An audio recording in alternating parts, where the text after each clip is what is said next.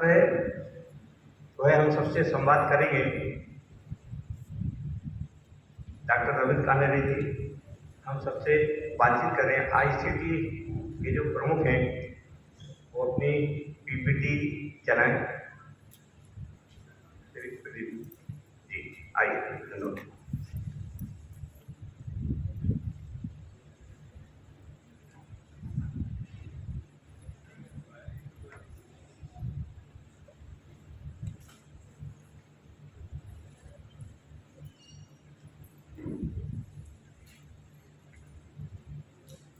तीनों प्रकार के प्रशिक्षणों का ये सामूहिक सत्र है और इस सत्र में उपस्थित माननीय संगठन मंत्री जी, माननीय प्रांत प्रमुख जी, प्रशिक्षण के प्रभारी, सभी दायित्ववान कार्यकर्तागण, आचार्यगण और भी सभी को मेरा प्रणाम।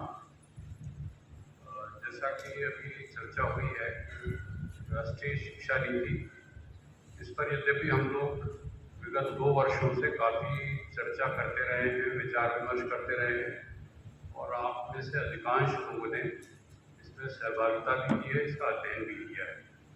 कोई बहुत नई बात आएगी ऐसी तो नहीं है, लेकिन सत्र इसलिए भी आयोजित है कि इस नीति बाबत कई प्रकार के भ्रम भी हैं। कई लोगों को लगता है कि इसको जब अपनाएंगे तो किस प्रकार की समस्या आ सकती है, उसका समाधान कैसा होने वाला है। ऐसे बहुत से प्रश्न हैं जो कम से कम शासकीय विद्यालय में तो मेरे देखने में आए हैं। और दुखद स्थिति ये भी है कि शासन के विभिन्न प्रशिक्षणों के उपरांत भी शासकीय विद्यालयों के बहुत से प्रधानाचार्य और शिक्षकों ने चर्चा में ये कहा कि अभी तो हमने ज़्यादा पढ़ा वढ़ा नहीं है, जब नीति आएगी क्रियान्वित होगी तब देखेंगे क्या है। क्योंकि विद्या भारती में विगत 2 वर्षों से लगातार प्रशिक्षण भी हुए हैं, चर्चा भी हुई है। ये प्रारंभ करें इसके पूर्व प्रशिक्षण के बारे में 2-1 मिनट का समय मैं लेना चाहता हूँ। वास्तव में कई बार हम लोगों को ये लगता है कि हमने अपने विषय का ज्ञान तो अर्जित कर लिया है, विशेष प्रशिक्षण की क्या आवश्यकता है।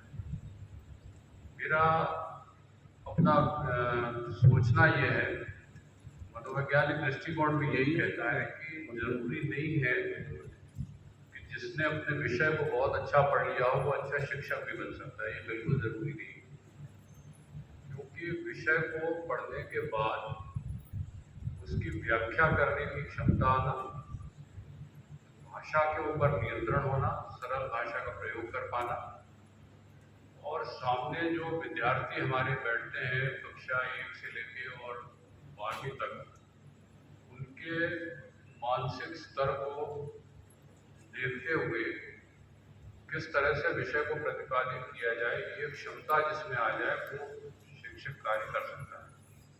लेकिन इतने से भी शैक्षणिक कार्य पूरा नहीं होता, क्योंकि हमको हमारे विद्यार्थी का मनोविज्ञान भी समझना पड़ता है, उसकी ज्ञान ग्रहण करने की क्षमता का भी अध्ययन करना पड़ता है, उसकी आर्थिक स्थिति भी देखनी पड़ती है, सामाजिक स्थिति भी देखनी पड़ती है, उसका भाषा पे नियंत्रण कैसा है, उसके आर्थिक कठिनाइयों की वजह से वो ध्यान केंद्रित कर पा रहा है कि नहीं कर पा रहा है, चिंतन की विचारधारा क्या है, उसको साहित्य उपलब्ध है कि नहीं, किस समाज में वो जी रहा है।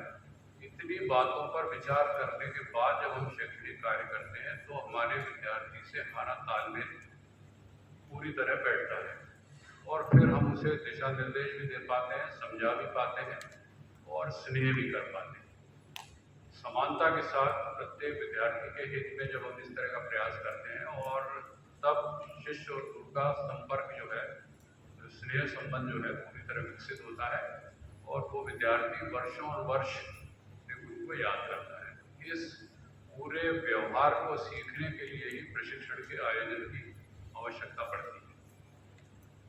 दूसरे जो हमारे शिक्षक जब प्राचार्य हो जाते हैं, तो शासकीय व्यवस्था में क्या होता है कि प्राचार्य की परिभाषा दी जाती थी पहले, कम से कम महाविद्यालयों में। लेक्चरर जो लेक्चर दे उसका प्रमोशन होकर रीडर जो पढ़ाए नहीं, और प्रोफेसर जो लेक्चर भी नहीं दे, पढ़े भी नहीं और केवल अपने विभागाध्यक्ष में बैठा है, और जब वो प्रिंसिपल बन जाए तो न पढ़े ऐसे शासकीय महाविद्यालयों में परिभाषा दी जाती है।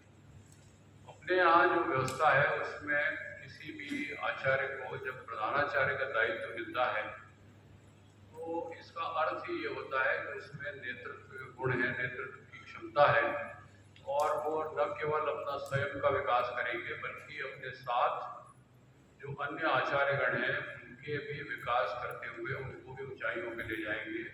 महाविद्यालय का या विद्यालय का हमारे परिसर कैसा है, शैक्षणिक व्यवस्था कैसी है, समितियों का कार्यभार कैसा है, आर्थिक व्यवस्था कैसी है, विद्यालय में उपस्थिति कैसी है, स्वच्छता कैसी है, पर्यावरण का क्या है, कितने विषय और इसके बाद भी तनाव रहित रहकर सबसे जो दायित्व से दिया है वो दायित्व का निर्वहन करवा ले, वो सफल प्राचार्य। खुद कार्य करने की बजाय किसी दूसरे से करवा लेना बहुत कठिन होता है और वो भी उसको संभालते हुए कि किसी प्रकार की कटुता न भी आए, अनुशासन भी बना रहे, योजनाबद्ध ढंग से कार्य भी होता रहे। तो इस प्रकार के प्रशिक्षण में जब जो प्राचार्य दायित्व ग्रहण करते हैं उनमें ये सब क्षमताएं धीरे धीरे विकसित हो जाती हैं। ये जो प्रेजेंटेशन है ये मूलतः शिक्षा नीति के जो प्रमुख बिंदु हैं उन पे है। जरूरी कि हर बिंदु की व्याख्या करें, इसमें बीच बीच में आप जो भी प्रश्न पूछना चाहें, चर्चा करना चाहें, वो शायद कॉर्डलेस माइक दिए हुए हैं ना सभी को, तो हर बिंदु में ये तो था उपनिषद में शिक्षा क्या है। उपनिषद की इसको इसलिए पहले लिया है मैंने कि उपनिषद की शिक्षा और भारतीय जो प्रणाली थी वो नई शिक्षा नीति में आई कि नहीं, इस पर हम विचार करेंगे।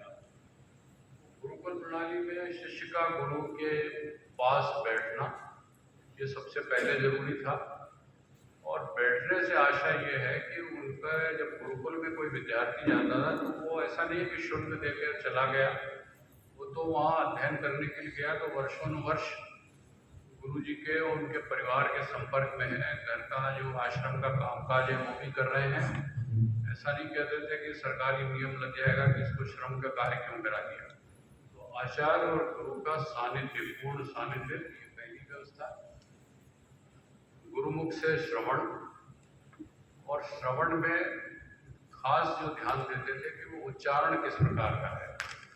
तो बार बार श्रवण करने से मस्तिष्क में जो ध्वनि की छवि बनती है, स्मृति आती है, उसका अनुसरण करना।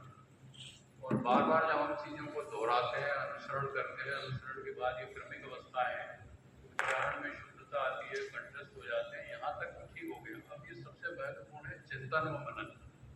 तो जो कुछ भी अध्ययन अध्यापन हुआ है उस पर चिंतन मनन होता था और चिंतन मनन में कभी भी एक पक्षीय निष्कर्ष नहीं है, सभी का खुला अभिमत। जिसको अपनी बात कहना है, शंका है, प्रशंका है, वो खुले मन से करते थे। इसको सत्र कह सकते थे हम कि चर्चाएं होती थी और चर्चा के बाद शंका का निवारण हो गया और निवारण होने के बाद ज्ञान प्राप्त हुआ कि नहीं, इसका मूल्यांकन किया और मूल्यांकन करने के बाद गुरुजी जब उसको कहते थे कि अब आप समाज की सेवा करिए। तो ये हमारी प्रणाली पहले थी और वर्तमान अब जो नीति लागू होगी उसमें ये कदम आएंगे कि नहीं आएंगे, कहाँ नहीं आ रहे हैं, ऐसा हम लोग विमर्श करें और अगर नहीं आ रहे हैं तो जो सुझाव भी होंगे वो भी अपने करें। अगला नेक्स्ट। इसमें जो क्षमता विकसित हो जानी चाहिए विद्यार्थी में वो है आत्मविश्वास, आत्मसम्मान, आत्मसंयम, न्याय विवेक क्षमता और सामाजिक कुशलता। ये बहुत शायद अर्थ उपार्जन की क्षमता भी उत्पन्न होनी चाहिए। तो शिक्षा का जो मूल उद्देश्य है, ये कार्य जो अधिकतर होता है कि विषय का ज्ञान करा देना। विषय का ज्ञान कराने से शिक्षा समाप्त नहीं हो जाती। जिसको शिक्षा प्रदान की गई है उसमें अपने ऊपर विश्वास जागृत हो गया है कि नहीं, कितना भी असंभव काम हो उसके मन में ये विश्वास हो कि हाँ ये कार्य मैं अच्छे ढंग से, सही ढंग से संपादित कर सकता हूँ। आत्मसम्मान की भावना हो, जिसको कहते हैं कि इंफीरियरिटी न रहे, ऐसा न रहे कि मैं किसी से कम हूँ। जो कम विकसित व्यक्तित्व होता है किसी का, तब उसको ये भावना हो जाती है कि किसी के सामने बोलने में, कुछ व्यवहार करने में, मिलने जुलने में संकोची हो जाते हैं। लोग अपनी बात न लिख पाते हैं, न बोल पाते हैं, न कह पाते हैं। और ये केवल तभी हो पाता है जबकि उसमें न केवल आत्मविश्वास हो बल्कि आत्मसम्मान की भावना भी हो सकता है कि किसी में कोई शारीरिक त्रुटि हो, कोई अस्थिगत बाधा हो, दृष्टि बाधा हो, श्रवण बाधा हो, मानसिक क्षमता कम हो, इसके बाद भी उसमें आत्मसम्मान की भावना में यदि कमी नहीं है, तब समझिए कि वो विद्यार्थी समाज के लिए अच्छी तरह से तैयार है। इसी प्रकार से आत्मसंयम, संयम वाणी का, मन का, व्यवहार का और त्रुटियों की ओर फिसलने से अपने आप को रोकने का, इन सब के भाव यदि हम विद्यार्थी में जागृत कर पाते हैं, तब वो विद्यार्थी ऐसा कहलाएगा कि वो शिक्षित और दीक्षित दोनों है। वर्तमान में समाज में जो बुराइयां व्याप्त हैं, आप देखिए कहीं भी यात्रा करते समय लोग वाणी का संयम बहुत जल्दी खो देते हैं। थोड़ी सी असुविधा होने लग जाए, आप ज़्यादा अच्छी तरह अनुभव करना हो तो एयरपोर्ट पे जाके देख लीजिए, अपने आप को बहुत सभ्य सुसंस्कृत कहने वाले लोग जब किसी वजह से फ्लाइट विलंबित हो जाती है या जो भोजन है उसमें विलंब हो जाए, कुछ हो जाए, तो उसका व्यवहार देख लीजिए आप, आपको समझ में आ जाएगा कि इनमें वाणी का संयम कितना था। ओढ़ा हुआ संयम और अंदर से आया हुआ संयम, तो ये जो भावना है आत्मविश्वास, आत्मसम्मान, आत्मसंयम, इसके बाद दोनों बातें न्याय और विवेक क्षमता। तो विद्यार्थी ने जो कुछ भी ज्ञान प्राप्त किया है, विषय को जानना अलग बात है, लेकिन उस विषय का उपयोग करके निर्णय वो ले सकता है कि नहीं, उसकी विवेक क्षमता इतनी है कि नहीं कि ये कार्य न्यायपूर्ण है कि नहीं है, लीगल है कि इलीगल है, इस पर विचार कर पाए और विवेकानुसार सारे समाज को जोड़ के आगे बढ़ पाए।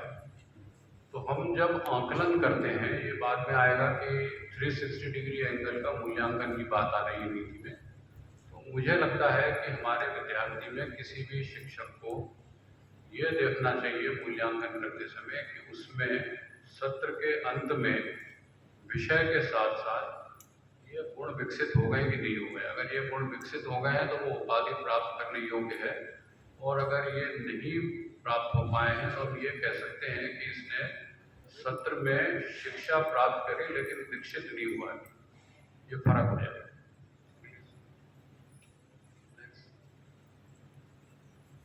ये जो हमारी शिक्षा नीति है, इसके कुछ बिंदुओं पर, ऐसे तो हर बिंदु पे बहुत लंबी बातचीत की जा सकती है, लेकिन मुझे लगता है कि एक स्लाइड पर थोड़ी थोड़ी बातचीत करके और जिसको कुछ प्रश्न पूछना हो या चर्चा करना हो तो वो साथ के साथ चलती रहे तो ज़्यादा अच्छा रहेगा।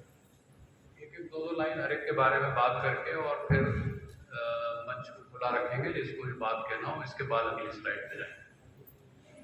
पहली बात आई कि मातृभाषा में शिक्षा, और मातृभाषा में शिक्षा ही वो बिंदु है जिसके ऊपर सबसे ज़्यादा लोगों ने अपनी अपनी बात कही।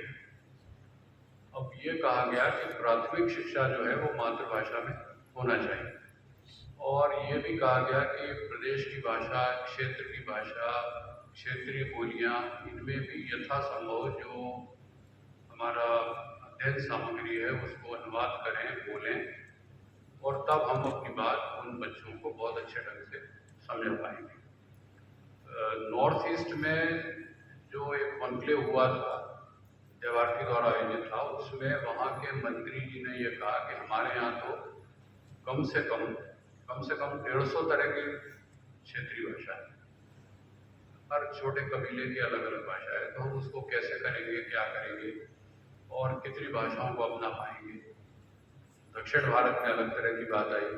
फिर कुछ लोगों ने अपनी बात ये कही कि मध्य प्रदेश में रहने वाला जो बच्चा है उसको, अगर वो तमिलनाडु से परिवार आया तो उसको मातृभाषा में शिक्षा देंगे। इसमें बहुत सारी कंट्रोवर्सी आई है, लेकिन मूलतः बात यह है कि जो शिक्षा का माध्यम होगा वो मातृभाषा होगा, और सभी पुस्तकों का अनुवाद मातृभाषा में करने का कार्य प्रारंभ भी हो चुका है, और मेडिकल इंजीनियरिंग तक की जो पाठ्य पुस्तकें हैं उसका हिंदी अनुवाद प्रारंभ हो गया है। तो लोगों का जो ये तर्क था कि मातृभाषा में शिक्षा से हम विदेश की तुलना में पीछे हट जाएंगे, वो अब समाप्त हो गया है। तो बहुत ज़्यादा चर्चा अलग से नहीं करते।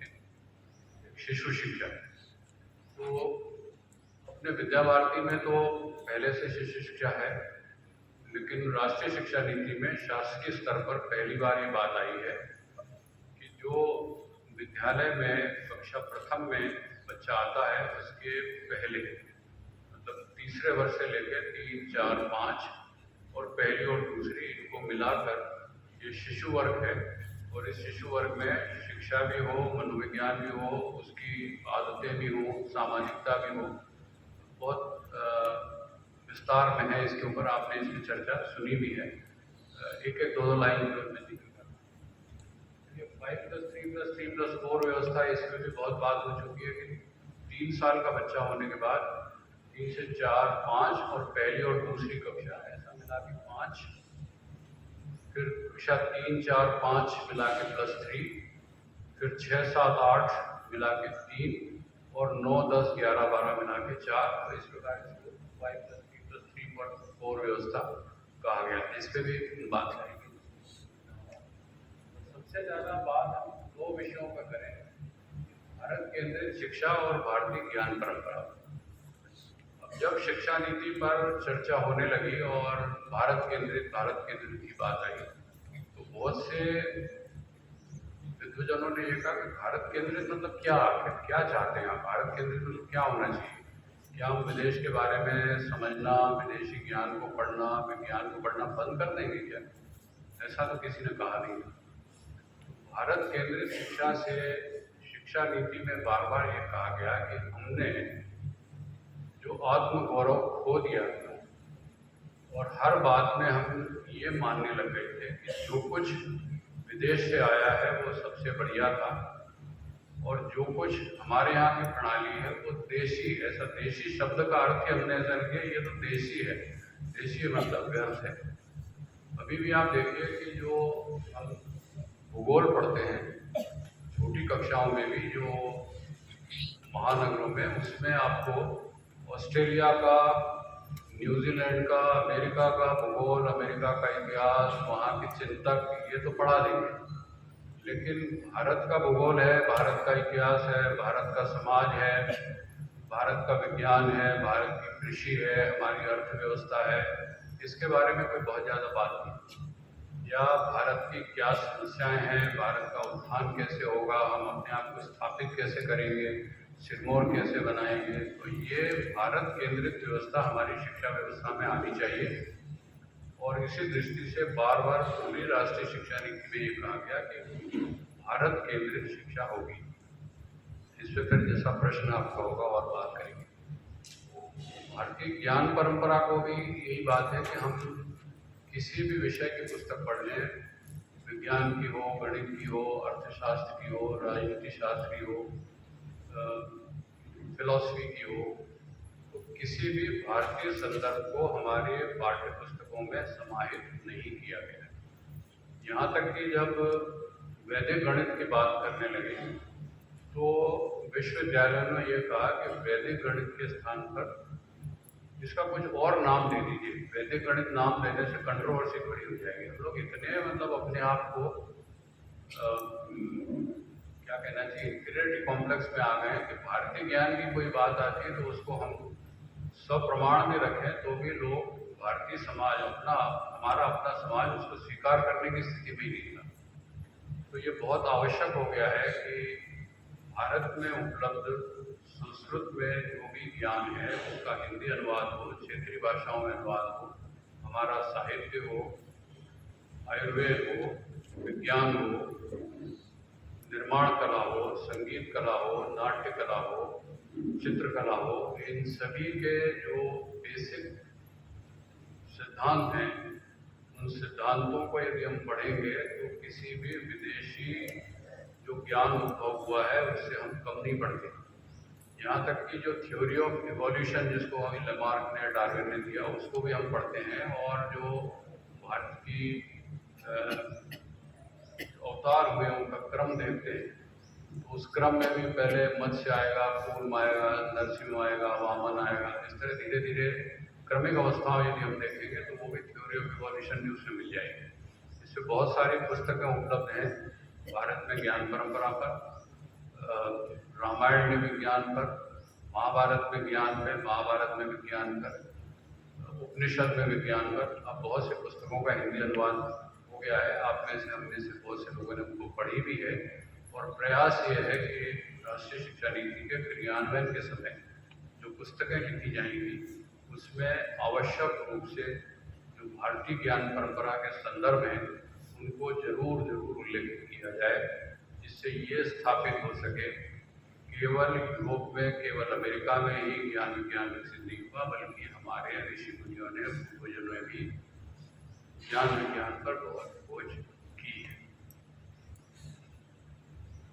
एक विषय जो आ रहा है नीति में, विषय चयन की स्वतंत्रता, इस पर भी थोड़ा बहुत लोगों को अभी भ्रम है कि विषय का जब चयन होगा। अभी कल ही हिंदुस्तान टाइम्स में मैं एक लेख पढ़ रहा था कि 4 वर्षीय जो पाठ्यक्रम है ग्रेजुएशन के लिए, अभी तक हम लोग 3 वर्षीय ग्रेजुएशन करते थे और 4 वर्षीय ग्रेजुएशन होगा, मेजर सब्जेक्ट माइनर सब्जेक्ट होंगे, तो विषय का ज्ञान कम हो जाएगा। तो अभी भी लोग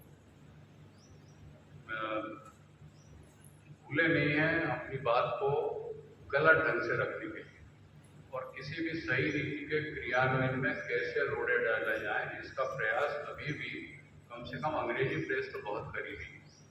विषय की स्वतंत्रता की बात ये आई थी कि हम विज्ञान, वाणिज्य और कला इन 3 संकाय में ही अभी तक थे, तो विषय चयन की स्वतंत्रता रहे कि विज्ञान के साथ कला या कला के साथ वाणिज्य या वाणिज्य के साथ विज्ञान, सब तरह की स्वतंत्रता रहेगी। और इस स्वतंत्रता के साथ हम केवल एक विषय पर केंद्रित न होकर सभी विषयों का अपनी क्षमता, अपनी आवश्यकता अनुसार, अपनी रुचि अनुसार अलग अलग विषयों का अध्ययन कर सकते हैं। अभी अगर हम आज ये चाहें कि गणित से हम 11वीं 12वीं तक आए हैं और अब मेडिकल पढ़ना चाहते हैं तो नहीं पढ़ सकते, या BA करना चाहें या BSc वाला विद्यार्थी कहे कि मैं BCom में लूँ प्रवेश, MCom में लूँ, तो नहीं कर सकता। लेकिन ये लचीलापन 9वीं से प्रारंभ हो, ऐसा प्रयास इस शिक्षा नीति में किया है। और विषय चयन की स्वतंत्रता रहेगी, इस पर भी कुछ बात करना हो करेंगे। फिर है मूल्य आधारित शिक्षा। जैसा पहली स्लाइड में बात हो रही थी कि हम केवल अच्छे डॉक्टर, अच्छे इंजीनियर कुछ भी बनाते रहें, चार्टर्ड अकाउंटेंट बनाते रहें, इससे काम नहीं चलने वाला है। उसमें जीवन के मूल्य आए हैं कि नहीं आए हैं, वो सत्यनिष्ठ है कि नहीं, विवेकशील है कि नहीं, निर्णय लेने से पूर्व ये अनुभव करता है कि नहीं कि ये सार्वजनिक हित में है, सच्ची क्या है बात है, झूठा क्या है, अपवाद क्या है, इन सब पर चिंतन करके अपने ज्ञान का जो उपयोग कर पाए, ऐसा विद्यार्थी हमें तैयार करना है। इसलिए कहा गया मूल्य आधारित शिक्षा होनी चाहिए। अब इसमें भी बात आ रही है कि मूल्य आधारित शिक्षा आएगी कैसे, पाठ में क्या समाहित किया जाए, कौन सी कहानियों का चयन किया जाए, कहानी का सारांश कैसे दिया जाए, जो कहानी में कोई पात्र जो बातचीत कहता है उसकी व्याख्या कब हम किस तरह से हमारे अध्यापक करेंगे कक्षा में, जिससे उन मूल्यों को रेखांकित किया जा सके। इस पर बहुत विस्तार से चर्चा समूह में भी हुई है, NCERT में भी हुई है, पुस्तकों में लिखेगी भी अभी। व्यवसायिक शिक्षा पर, तो व्यवसायिक शिक्षा के बारे में इसमें भी लोगों ने बहुत सी अलग अलग बातें की कि क्या पढ़ाओगे भाई, सबको इलेक्ट्रीशियन बना दोगे क्या, सबको पंचर जोड़ना सिखा दोगे क्या, सबको मालाई बनाना सिखा दोगे क्या। तो शिक्षा नीति ये कहती है कि हर बच्चे में सबसे पहली बात श्रम के प्रति कुशलता हो, श्रम के प्रति सम्मान हो, और उसमें कुछ न कुछ व्यवसायिक गुण उत्पन्न हो जाए। छोटे बच्चे को जब व्यवसायिक शिक्षा देंगे तो जरूरी नहीं है कि वो उसी व्यवसाय में ही चला जाए, बिल्कुल जरूरी नहीं, लेकिन उसमें कुछ न कुछ स्किल डेवलप होने लगेगा। और इसीलिए व्यवसायिक शिक्षा को बहुत छोटी कक्षाओं से प्रारंभ करने की बात है। अब व्यवसाय कौन सा चुना जाए, तो उस क्षेत्र में जो व्यवसाय है उसके जो विषय विशेषज्ञ हैं, हमारे विद्यालय की जो क्षमता है, हमारी जो आर्थिक स्थिति है, हमारे जो विद्यार्थी हैं उनका जो स्तर है, उसके अनुकूल व्यावसायिक शिक्षा का चयन होगा और विद्यार्थियों को व्यावसायिक शिक्षा प्रदान की जाएगी। ये कुछ बिंदु हैं। अगली स्लाइड पे जाने से पहले इस पे अगर किसी को कुछ बात कहना हो तो साधारण आमंत्रित है।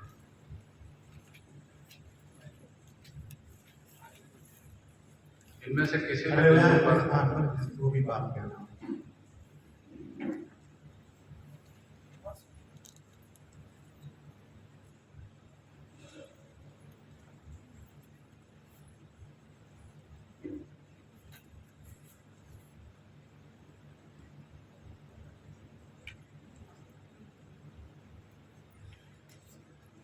किसी को भी यदि कोई वार्तालाप करना हो तो वो अपने स्थान पर खड़ा हो जाए, तो फिर वो अपनी बात रख सकता है।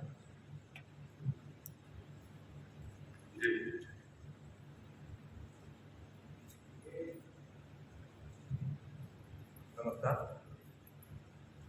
व्यावसायिक शिक्षा देंगे या पिता की छोटी कक्षा से बात करेंगे, तो छोटी कक्षा से क्या तात्पर्य है कि ये समझ में आ जाता है। दूसरा, इस प्रकार की व्यावसायिक शिक्षा ये देंगे उसके कोई डेट टेक किए हैं या कुछ ऐसा कोई फाइनल रूप उसका सामने आया है, ये मैं थोड़ा समझ में आ। जो कक्षा छठी से यदि प्रारंभ हो या 7वीं 8वीं से, इसमें थोड़ा सा भी क्लियरिटी नहीं हुई है कि छठी से हो जाएगी या 8वीं से होगी, थोड़ा सा भी चर्चा चल रही है। लेकिन जैसे मान लीजिए कि बहुत छोटे गांव में कोई हमारा विद्यालय है, हमारा हो या शासकीय विद्यालय है, और वहाँ पर व्यवसाय के रूप में केवल कृषि कार्य हो रहा है, तो ऐसी स्थिति में कृषि से संबंधित कोई भी कार्य जो होगा वो व्यावसायिक शिक्षा के अंतर्गत आएगा।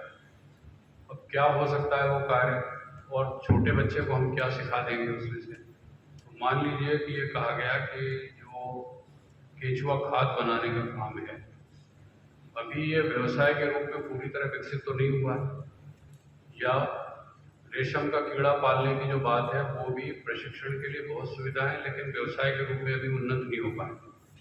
मधुमक्खी पालन बहुत हो रहा है लेकिन सीमित क्षेत्र में हो रहा है। जैसे मुरैना में इसका प्रशिक्षण केंद्र है, छत्तीसगढ़ में बहुत सी जगह है, हरियाणा में बहुत अच्छा हो रहा है, लेकिन क्षमता होने के बाद भी हमारे क्षेत्र में तो मधुमक्खी पालन नहीं हो रहा है। तो क्या हम ऐसे व्यवसाय को ले सकते हैं, या हमारे यहाँ जो कुम्हार चाक पर बना रहा है कोई सामान, उसके पास बच्चों को भेजेंगे या व्यवसाय का प्रशिक्षण देने को उसको आमंत्रित करेंगे। दोनों प्रणालियों पे बात हुई है। यदि हमारे क्षेत्र में कोई मिट्टी के बर्तन बहुत अच्छे बनाते हैं तो उसको बनाने का प्रारंभिक ज्ञान हमारे विद्यार्थियों को देना। अब इसमें समाज ये कह सकता है कि आप क्या हमारे बच्चे को इस काम में लगाना चाहते हो, ऐसा नहीं है।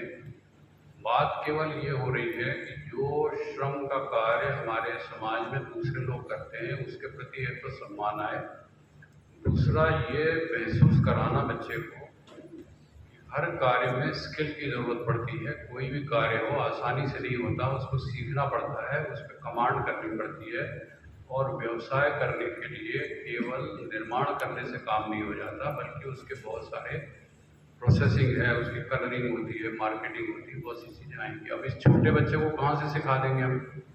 तो जो हमारे यहाँ पर बर्तन बनाने वाले हैं वो अगर आके विद्यालय में 2 पार्ट में कालखंड लेते हैं, अपनी भाषा में बताते हैं, मैं मिट्टी यहाँ से लाया, फिर ऐसा कूटा, ये किया, ये किया, ये किया, फिर उस मिट्टी के खिलौने भी बनाए, में कौन सा खिलौना ज़्यादा बना, तो ये उसको बच्चे के मन में केवल ये विकसित हो जाए कि किसी भी सामग्री से व्यवसाय किया जा सकता है, वो व्यावसायिक शिक्षा है।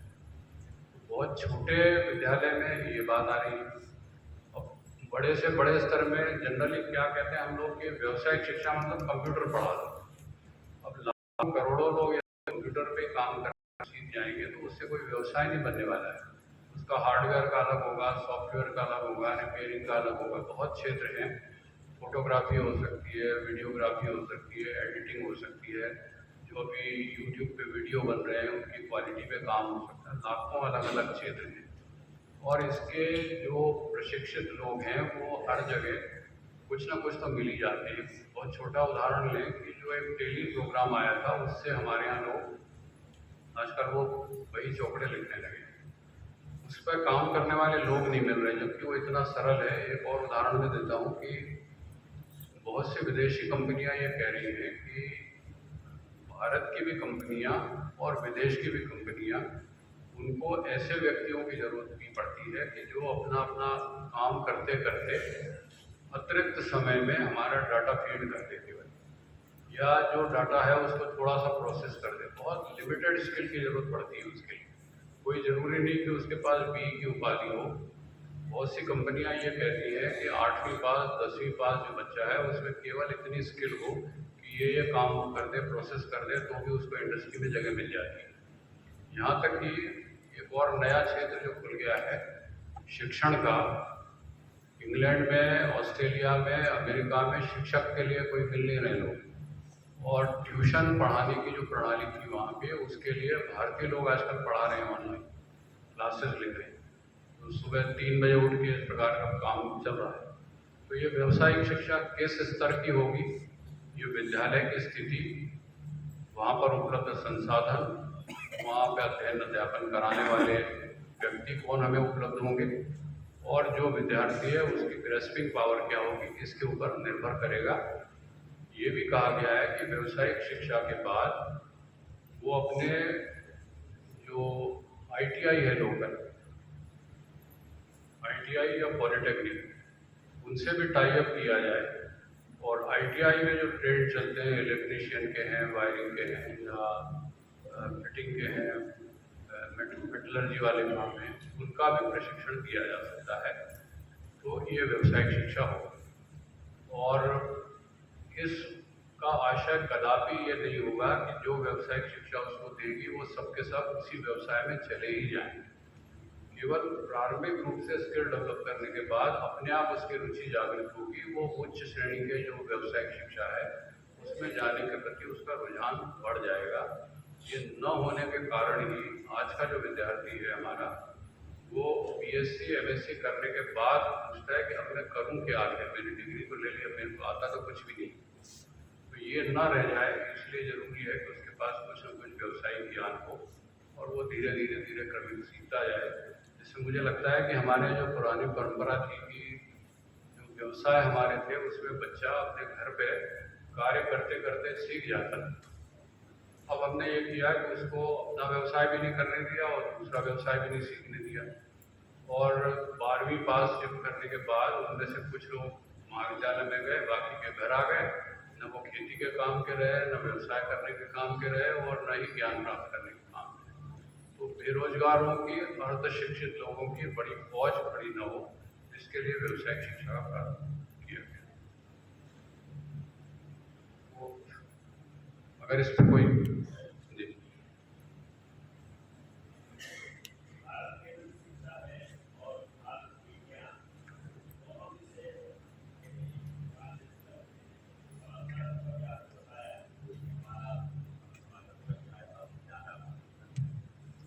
भारत केंद्रित से मैं उदाहरण देकर बात करूंगा अपनी। हमारे जो ऊंचे, एक एग्जांपल से बात क्लियर हो जाएगी। अभी जो हमारे स्कूल ऑफ मैनेजमेंट हैं, चाहे वो इंदौर का मैनेजमेंट स्कूल हो, बहुत फेमस है, और उसमें से उपाधि प्राप्त करने के पहले ही लोगों का प्लेसमेंट भी हो जाता है और उसको अच्छा पैसा भी मिलने लगता है। लेकिन जो बच्चा वहाँ से MBA की डिग्री लेके निकला है, वो भारत के हित में कोई काम कर रहा हो ऐसा देखने में नहीं आता है। वो विदेशी कंपनियों के तेल साबुन बेचने में ही ज़्यादा काम आ रहा है, या विदेशी बैंक में जाके काम करने जा रहा है, पैकेज के लिए काम करने लगे। क्या अभी कल परसों भी आपने पढ़ा होगा, एक गडकरी जी ने भाषण में कहा है मैनेजमेंट स्कूल के लिए कि Indian institute of management Indore ने ये प्रयास क्यों नहीं किया कि पीथमपुर की जो इंडस्ट्रीज हैं उनको कच्चा माल सप्लाई करने में दिक्कत हो रही है, ट्रांसपोर्टेशन में दिक्कत हो रही है, और जो माल बना है उसकी मार्केटिंग में प्रॉब्लम हो रही है। तो Indian institute of management Indore ने ऐसा कोई प्रोजेक्ट हाथ में क्यों नहीं लिया कि हमारे जो व्यवसायी हैं उनको घाटा ना हो, उनके कच्चे माल की सप्लाई निरंतर हो, उनको प्राइस अच्छी मिले, इसका प्रयास क्यों नहीं किया? या और दूसरा उदाहरण समझें, जो पाम ऑयल है वो हम थाईलैंड से बुला रहे थे, और उसी पाम ऑयल को प्रोसेसिंग करके और शुद्ध करके जो कई कंपनियां हैं वो उसको बहुत बड़े हुए कीमत पे विदेशी कंपनियां बेचती हैं। तो भारत में ये व्यवस्था कम कीमत पे हो पाए, इसके लिए क्या किसी मैनेजमेंट स्कूल ने कोशिश की? नहीं करी।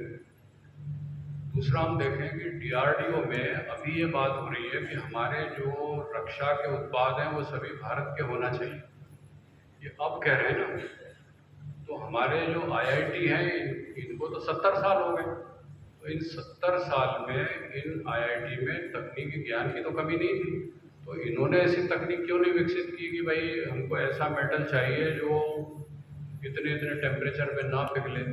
हमारे यहाँ तोप बननी है, उसकी जो गोले की क्षमता है वो 22 किलोमीटर है मान लीजिए विदेश की, हमारे यहाँ क्यों नहीं हम बनाएं कि वो 25 किलोमीटर जाए, 50 किलोमीटर जाए? भारतीय दृष्टिकोण से हमारी रक्षा के लिए क्या जरूरी है, ये तो हमने नहीं सोचा। तो भारतीय दृष्टिकोण से हर शिक्षा हो, जैसे और उदाहरण दूं मैं कि कृषि में हम लोगों ने जो उन्नत बीज है या उन्नत खाद है वो कौन सी अपनाई? जो अमेरिका ने प्रिस्क्राइब करी। हमारी जमीन को नाइट्रोजन चाहिए कि सल्फर चाहिए कि फास्फोरस चाहिए कि बोरोन चाहिए कि कैल्शियम चाहिए, ये तो हम देखेंगे ना, हमारा वैज्ञानिक देखेगा ना, हमने तो नहीं किया ये।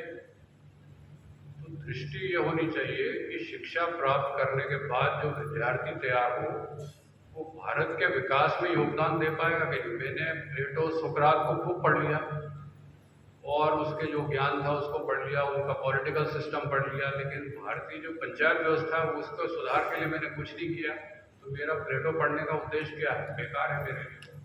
तो पढ़ा लिखा भी हो गया, विद्वान भी हो गया और समाज के लिए नकारा हो गया, ऐसा व्यक्ति नहीं चाहिए। यह है भारतीय। इसमें एक विषय आया है, विषय चयन की जो रहेगी इसमें स्वतंत्रता, 1 वर्ष के दौरान एक विद्यार्थी कितने विषय न्यूनतम ले सकता है और अधिकतम कितने विषय उसके इसमें हो सकते हैं?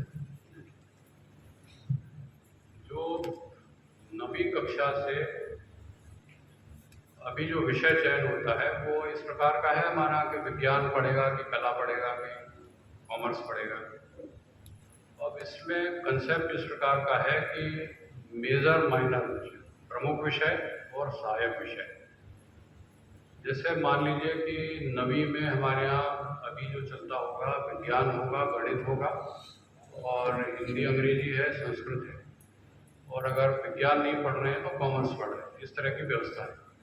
तो इनमें से कुछ क्रेडिट का कोर्स ऐसा हो जो वाणिज्य से लिया जा सके। इसका कारण क्या होता है, इसकी आवश्यकता क्यों पड़ी?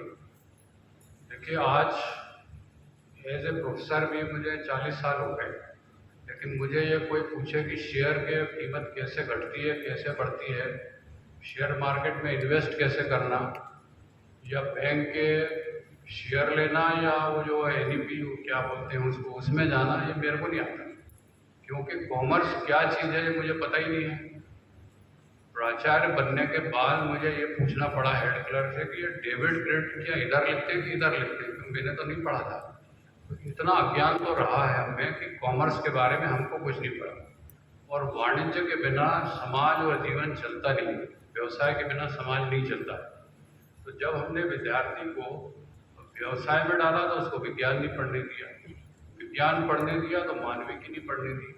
हमारा जो सामाजिक ताना बाना है वो किस प्रकार का है, आर्थिक हित किस प्रकार के जुड़े हुए हैं, व्यवसाय कैसे चलता है, ये विज्ञान के विद्यार्थी को भी नहीं पता, कला के विज्ञान विद्यार्थी को भी नहीं पता। तो इस तरह की व्यवस्था से उसको कम जो माइनर सब्जेक्ट है वो दूसरे चयन करने का आधार रहेगा 9वीं से, ये बात आई है। और उच्च शिक्षा में इस प्रकार रहेगा कि एक विषय मेजर होगा अपने का, एक माइनर होगा अपनी स्ट्रीम का, और जो अतिरिक्त विषय है वो दूसरी स्ट्रीम का होगा। तो ये विषय चयन की स्वतंत्रता है, जिससे सर्वांगीण विकास हो हर विषय की हमको जानकारी। भाई साहब, ये जानने की चाहे कि त्रिभाषा पर तो हम काम कर रहे हैं, किंतु अगर अन्य भाषाओं का उसमें समायोजन करना हो तो उसके लिए हमें क्या प्रयास करना है? भाषाओं में जैसे मध्य प्रदेश के इस संदर्भ में बात आए तो जब ये आया कि आर्टिफिशियल इंटेलिजेंस पढ़ाना है, भाई साहब भी थे उस बैठक में, उनको ध्यान होगा, तो ये कहा गया कि आर्टिफिशियल इंटेलिजेंस पढ़ाने के लिए ऐसा करिए कि एक भाषा छोड़ दीजिए, हिंदी छोड़ दीजिए, संस्कृत छोड़ दीजिए, इस तरह के तर्क देने लगे।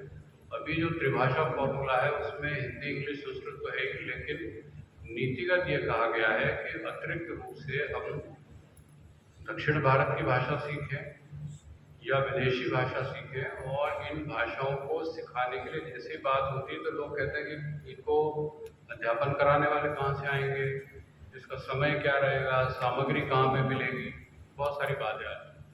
तो भाषाओं के लिए अभी जो चर्चा है वो तो यही है कि ऑनलाइन प्रणाली इसकी रहेगी, और जो ओपन स्कूल हैं उनके माध्यम से अतिरिक्त भाषाओं को अध्ययन अध्यापन की सुविधा रहेगी, ये कंटेंट इसके विकसित होंगे और उसके माध्यम से अतिरिक्त भाषाएं पढ़ाई जाएंगी। और प्रयास ये कराया जाएगा कि उत्तर भारत के लोग दक्षिण भारत की किसी भाषा को सीखें, दक्षिण भारत की उत्तर भाषा की, उत्तर क्षेत्र की सीखें, जिससे जो एकता अखंडता का जो भाव है वो और विकसित हो। ये कंसेप्ट है।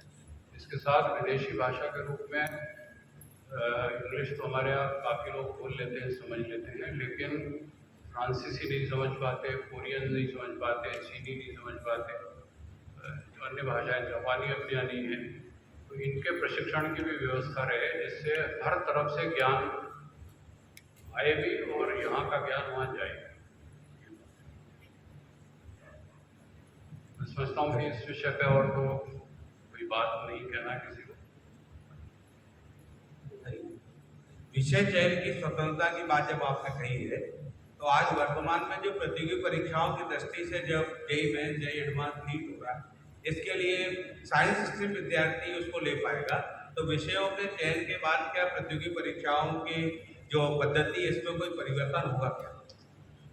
ये दोनों बातें जो हैं सीधे संबंधित रहेंगी ही रहेंगी। अभी AICTE ने अभी ये काम किया है, ज़्यादा दिन नहीं हुए, अभी 7 दिन पहले उन्होंने घोषणा करी है कि इंजीनियरिंग की बहुत सारी ब्रांचेज में गणित, फिजिक्स और केमिस्ट्री का कॉम्बिनेशन आवश्यक नहीं रहेगा। जैसे मेडिकल इंजीनियरिंग का जो कोर्स है उसमें उन्होंने कहा कि आप फिजिक्स पढ़ लीजिए और बायोलॉजी पढ़ लीजिए, मेडिकल इंजीनियरिंग में बैठ जाइए। टेक्सटाइल इंजीनियरिंग में यदि जाना है तो आपको केमिस्ट्री पढ़ना है और मैथ्स पढ़ना है, फिजिक्स छोड़ देंगे तो भी चल जाएगा। ये चर्चा शुरू हो गई है और ऐसे करीब 20 कोर्स उन्होंने निर्धारित कर दिए हैं जिसमें इस कॉम्बिनेशन के बिना भी लोग जा पाएंगे। एक चीज़ इसमें और स्पष्ट करना जरूरी है कि विद्यार्थी से ज़्यादा हमारे सरकारी विद्यालयों में कार्यरत शिक्षकों को और हमारे संस्थाओं में कार्यरत आचार्यों को इस विषय के लचीलेपन की बहुत गहरी जानकारी होना चाहिए। अन्यथा ये होगा कि नवीं कक्षा में जब भी ये नीति निर्धारित होगी और गलत विषय चयन करके हमारे विद्यार्थी चले जाएंगे, 12वीं में जाने के बाद ही उन्हें पता लगेगा कि मेरे को ये करने से इससे वंचित हो गया, ये करने से इससे वंचित हो गया, तो बहुत आक्रोश उत्पन्न होगा। इसलिए विषय का लचीलापन हमारे आचार्यगण को और सरकारी संस्थाओं के शिक्षकों को बहुत बहुत स्पष्टता से जानकारी होना चाहिए, इससे क्या कर पाएंगे और क्या नहीं कर पाएंगे। किसी भी विषय का चयन करके BA, BSc, BCom में जाने की पात्रता तो रहेगी, लेकिन इंजीनियरिंग में जाना है, मेडिकल में जाना है, IIT वगैरह जाना, उसके लिए कुछ कॉम्बिनेशन रहेंगे और वो कॉम्बिनेशन बहुत साफ होना चाहिए नवीं कक्षा में जब हम विषय पढ़ेंगे। ठीक है, इसको अगले पे चल सकते हैं। प्रणाम। जो फर्स्ट वाला बिंदु है उसमें जो मात्र शब्द है उसको लेकर के थोड़ा सा भ्रम है कि वो मेरे को टाइपिंग हिंदी की आती नहीं है, सही बात ये है, और ये किया टाइप मैंने अपने हाथ से है, तो जब मैंने पढ़ रहा था तो मैं देख रहा था कि ये गलत है, लेकिन इतनी जल्दी में करके मेरे समझ में नहीं आया कि ये कहाँ से आया। नहीं, उसके ये लिए मतलब है कि जो बच्चा माता से भाषा सीखेगा वो भाषा उसके शिक्षा के लिए निश्चित रहेगी, ऐसा? देखिए, इसको फिर से समझिए। मान लीजिए कि निमाड़ का कोई विद्यालय है और घर में बच्चा वो निमाड़ी भाषा में बात करता है और शिशु वर्ग में आते ही आप उसको शुद्ध हिंदी में या शुद्ध अंग्रेजी में पढ़ाने की कोशिश करेंगे तो वो नहीं समझ पाएगा। तो क्षेत्रीय भाषा में यदि उससे संवाद होगा तब वो बातचीत को ठीक से समझ पाएगा, ये आशा है उसमें। अब एक बात और भी आती है कि एक ही क्षेत्र में 5 भाषाएं चल रही हैं मान लीजिए, तो हम क्या 5 भाषाओं में पढ़ाएंगे? ऐसा नहीं है। जो प्रमुख रूप से वहाँ की, जैसा मैं अभी नॉर्थ ईस्ट का कह रहा था ना कि बहुत भाषाएं तो कैसे अनुवाद करेंगे, ऐसा नहीं कि एक दिन में हो जाएगा। मुझे याद है भड़वानी का नाम बार बार मेरे मन में आई जाता है, वहाँ समय बहुत निकाला। तो कॉलेज में पढ़ाते समय मैं देखता था कि हमारे जो BA BCom के प्राध्यापक हैं वो ठेठ निमाड़ी में बोल के पढ़ाते थे उनको, बहुत से विषय जब नहीं समझ पाते थे। या MSc जूलॉजी के जो हमारे विद्यार्थी थे 82 में, तो उनको वेल्थ ऑफ इंडिया या ऐसी किताबों से कुछ पढ़ा दो 2 घंटे। जो शुरू में मेरी पोस्टिंग वहाँ हुई ट्रांसफ़र के बाद, तो 2-2, 3-3 घंटे की क्लास हो गई, बच्चे भी बहुत शांति से बैठे रहे। और बाद में एक आध पूछा तो उन्होंने कहा साहब आपने बोला वो हमने सुना ध्यान से, समझ में हमको कुछ भी नहीं आया, क्या आपने कहा वो हमको नहीं मालूम, हम तो सम्मान के कारण बैठे रहे बस। अब आप इसका हिंदी अनुवाद करके हमको बता दो तो ज़्यादा अच्छा होगा। तो फिर वहाँ चेंज किया और जो झींगरन की किताब चलती थी उसका करीब इतनी मोटी किताब थी, उसका पूरा अनुवाद आपको वहाँ के विद्यार्थियों के पास आज तक मिल जाएगा। और उसके बाद उनके नंबर भी अच्छे आए और प्रतियोगिताओं में भी सफल हुए। तो भाषा जो है हमारी, हमने इस तरह से लाद दी है कि हम ये मानने लग गए हैं कि जिसको अंग्रेजी बोलना, अंग्रेजी लिखना, अंग्रेज जैसा दिखना, आचार व्यवहार करना नहीं आएगा वो ज्ञानी नहीं है, ऐसा हमने मान लिया है। तो हम नीति में बार बार ये कह रहे हैं कि जो बच्चा छोटा है वो घर पे एक भाषा बोल रहा है, बच्चों के साथ खेल रहा है और दूसरी बोल रहा है, समाज में आया तो कुछ और है, विद्यालय में कुछ और है। वो मातृभाषा में ज्ञान की बात समझेगा तो जल्दी आ जाएगी। और मातृभाषा में जब माँ जब बच्चे से जो बात करती है उस भाषा में दिया हुआ ज्ञान, ऐसा नहीं कि 12वीं तक उसी में चला जाएगा, प्राथमिक वर्गों में आवश्यक रूप से मातृभाषा में शिक्षा दी जाए, ये बात कही गई है। और यथासंभव इसको ऊपर ले जाए, ये वाक्य है उसमें। हरिओम। भाई साहब, जैसा आपने बताया है कि शिक्षा नीति के प्रमुख बिंदु इस प्रकार हैं और जिसमें से भारत केंद्रीय शिक्षा और भारतीय ज्ञान परंपरा आधारित शिक्षा हमारी प्रायोरिटी पर है। ऐसा क्या संभव है? मुझे ऐसा लगता है कि संभव है हमारे लिए, क्योंकि हमारे भारत देश में इवन बाहर की काफी रीच हो चुकी है सरस्वती विद्या मंदिर की। तो क्यों ना हम विद्या भारती बोर्ड के नाम से एक अलग बोर्ड का गठन करें जो MP बोर्ड और CBSE के तुलनात्मक रूप में बहुत आगे निकलेगा और जिसका पूरा का पूरा काम जो होगा देश की सेवा के आधारित होगा। जैसे आपने बताया कि राह में रोड़े तो आएंगे हैं, क्योंकि IAS की लॉबी बैठी हुई है, सेकुलरिज्म का कीड़ा काफी लोगों को लगा हुआ है, तो इस कारण से ऑब्वियस सी बात है। तो अगर हम भारतीय नीति को ध्यान रखते हुए विद्या भारती बोर्ड का गठन करें और उसके आधार पर जितने भी विद्या भारती के अपने विद्यालय हैं, सरस्वती शिशु मंदिर हैं, ये सभी उन पर आधारित होकर अगर चले तो हमको एक फ्री लाइन मिलेगी जिस पर हम काफी तेजी से बाकियों के मुकाबले आगे बढ़ सकेंगे। ठीक है, आपके सुझाव पे जो लोग इस निर्णय लेंगे वो बात करेंगे। मुझे लगता है कि बोर्ड जो होता है मध्य प्रदेश का वो एक मानक होता है, जैसे यूनिवर्सिटी है डिग्री दे रही है वो मानक है, इसी प्रकार बोर्ड है, मध्य प्रदेश के लिए बोर्ड है। तो आप चिंता इस बात की बिल्कुल छोड़ दीजिए। IAS भी हो, उसको IAS बहुत विद्वान होता है, वो ऊपर देख लेता है कि निर्णय किस दिशा में जा रहा है, उसको चेहरा बदलते देर नहीं लगती। आप उनसे बातचीत करके देखिए, उनमें से कई IAS ऐसे ऐसे बात करते दिखेंगे जैसे ये पैदाइशी बिल्कुल विद्या भारती के विद्यालय में पढ़ के आए, ऐसी बात करते हुए दिख जाएंगे, बोलने लगे होगा, वो भी होगा निश्चित। मैं समझता हूँ कि अगले स्लाइड पे चला जाए तो ज़्यादा, क्योंकि शायद 8-10 हैं, एक पे हो ही गई चर्चा। सेमेस्टर व्यवस्था की बात हो रही है, तो ये कहा गया कि वर्ष में 2 बार परीक्षा हो, सेमेस्टर प्रणाली लागू हो, और सेमेस्टर भी हो सकता है, ट्राइमेस्टर भी हो सकता है, क्वाड्रेमेस्टर भी हो सकता है। अभी हम जो प्रणाली अपनाते हैं त्रैमासिक, अर्धवार्षिक, वार्षिक, इस प्रकार की चलती है। सेमेस्टर में जब महाविद्यालयों में सेमेस्टर प्रणाली आई तो क्या किया कि एक विषय के 2 जो पेपर थे उनको बराबर बीच में से उन्होंने आधा काट दिया, ये फर्स्ट ईयर हो गया, ये फर्स्ट सेमेस्टर हो गया, ये सेकंड सेमेस्टर हो गया। इस प्रकार से सेमेस्टर नहीं चल पाता है। सेमेस्टर के पॉजिटिव और नेगेटिव एक एक बिंदु की बात करूँगा मैं। पॉजिटिव ये रहता है कि आपने उतनी चीज़ पढ़ ली और वर्ष भर आपको पूरी चीज़ उतनी रटने की ज़रूरत नहीं है, और जितना जितना ज्ञान प्राप्त करते जाएं, आगे बढ़ते जाएं, ये उसकी उपयोगिता है। लेकिन छात्र संख्या का अनुपात यदि बहुत ज़्यादा है तो सेमेस्टर का रिकॉर्ड रखने में बहुत समस्या आती है। दूसरा, जो सेमेस्टर है उसमें एक समस्या ये रहती है हमेशा कि तिथि जो है परीक्षा की वो फिक्स होना चाहिए कि इस तारीख को प्रवेश होगा, इस तारीख को परीक्षा होगी, इस तारीख को रिजल्ट डिक्लेयर होगा। अगर आप चुनाव के कारण, अन्य राजनीतिक कारणों से, अन्य सामाजिक कारणों से उसको बार बार आगे पीछे करेंगे तो डिस्टर्ब हो जाएगा। उदाहरण के लिए मैं देता हूँ कि इग्नू में सेमेस्टर प्रणाली 20 साल से चल रही है, और इसलिए चल पा रही है क्योंकि उनकी तिथि निर्धारित है कि 1 जून से परीक्षा होगी और 1 दिसंबर से परीक्षा होगी। अब 1 दिसंबर को रविवार आए कि सोमवार आए कि कुछ भी आए, उन्होंने तय कर रखा है, उस समय परीक्षा होती है, तो चल रही है प्रणाली। अब जब आगे पीछे करने लगते हैं हर बार तो फिर दिक्कत हो जाती है। तो सेमेस्टर को लागू करना, ये कहा गया है राष्ट्रीय शिक्षा नीति में कि विद्यालयों में सेमेस्टर प्रणाली लागू होगी।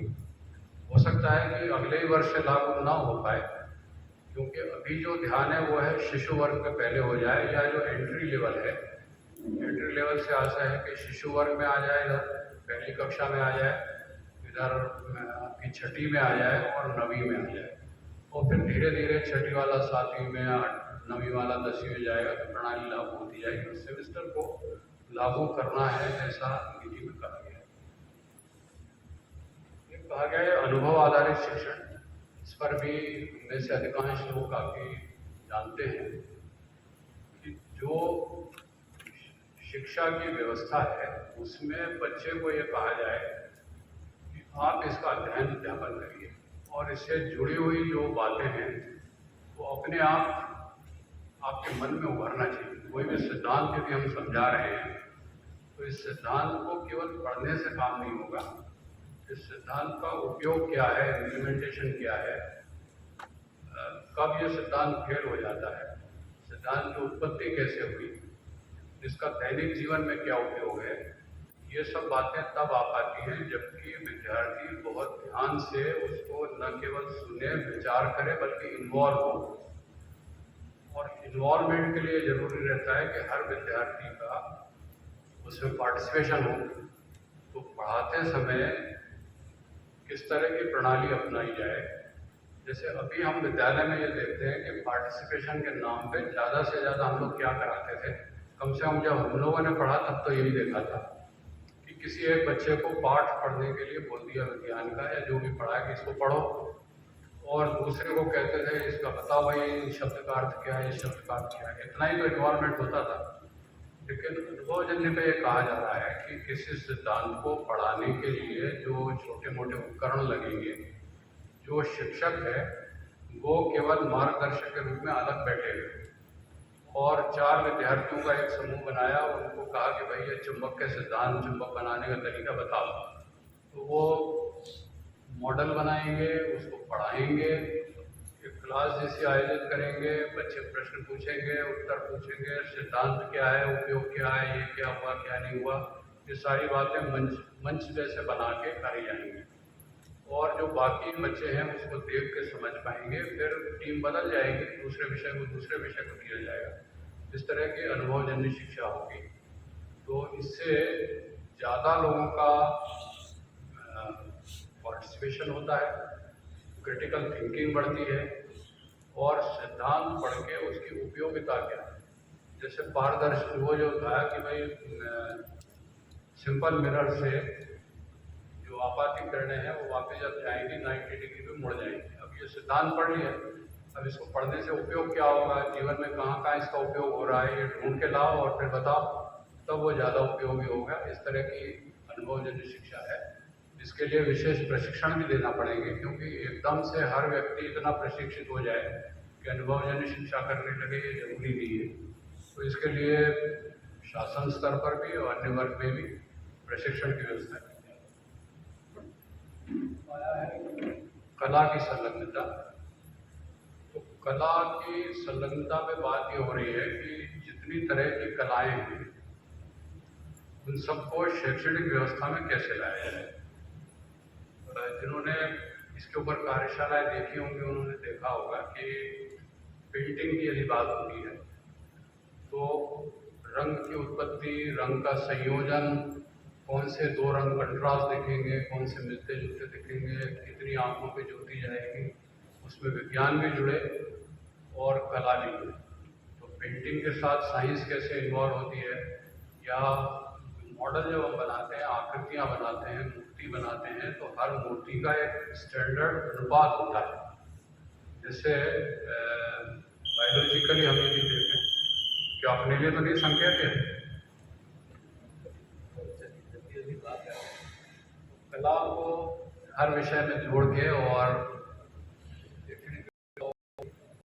मूल्यांकन होगा। सतत मूल्यांकन एक स्लाइड 360 डिग्री से एंगल होना है, होगा, त्रैमासिक होगा, वार्षिक होगा, वार्षिक होगा, और उन सबको जाएगा। और सतत और समग्र दो शब्द उपयोग किए हैं।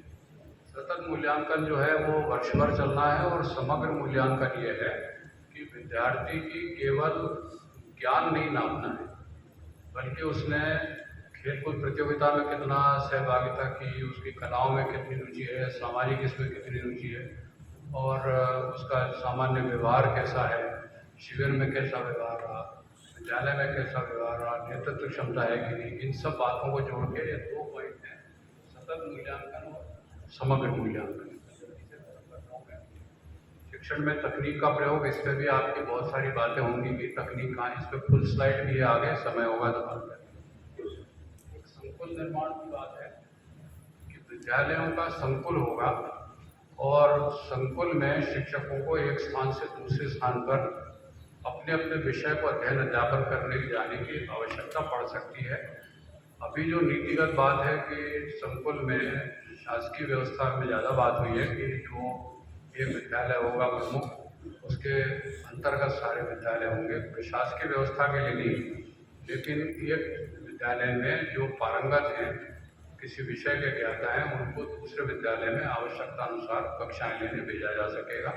संकुल के शिक्षक आपस में संवाद करेंगे, अपनी कहाँ पर क्या संसाधन उपलब्ध है इनकी जानकारी लेंगे, और एक क्षेत्र की विशेषज्ञता के आधार पर दूसरे विद्यालय में भी विशेषज्ञता अर्जित की जाएगी, पदवित की जाएगी।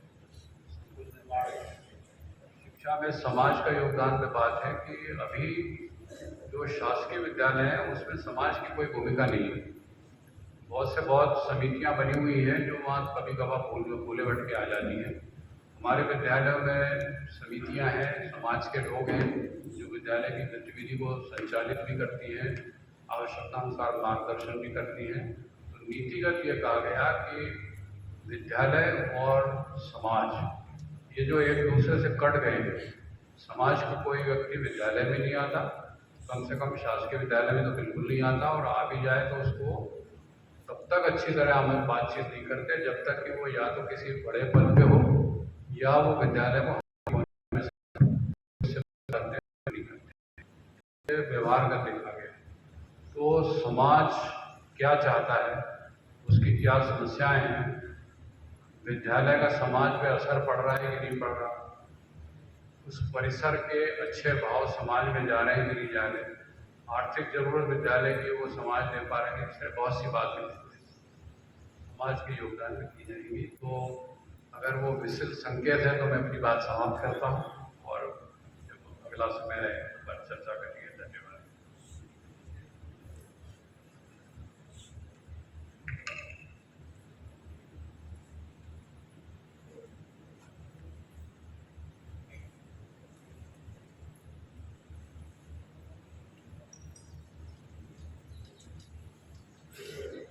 धन्यवाद भाई साहब। अभी हमारी संचालन टोली ने एक विचार किया है कि राष्ट्रीय शिक्षा नीति की जिन बारीकियों को हम सबको समझना है वो डॉक्टर कान्हेरे जी के माध्यम से वो हम सब तक पहुँचे, हमारे मन की जिज्ञासाओं का समाधान भी हो। इसलिए ये सत्र अभी 20 मिनट का अंतराल हम देने वाले हैं और इस विषय को कंटिन्यू करेंगे, यानी इसके बाद वाले सत्र में भी हमको सामूहिक रूप से एकत्रित होना है और अगले 1 घंटे भी हम राष्ट्रीय शिक्षा नीति की जिन बारीकियों को, क्योंकि अब हम इसी को जीना है आने वाले समय में, इसलिए मुझे लगता है कि इतना अवसर मिला है, नक्शा हमारे साथ में है, तो हम उन बारीकियों को ठीक प्रकार से समझने का प्रयास करेंगे। इसलिए हम पुनः इस सत्र को, इस विषय को ही कंटिन्यू करेंगे। बाकी सूचनाओं के लिए मुख्य शिक्षक।